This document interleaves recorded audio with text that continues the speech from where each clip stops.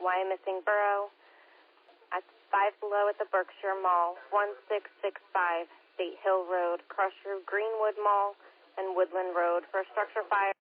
Reportedly boxes on fire outside.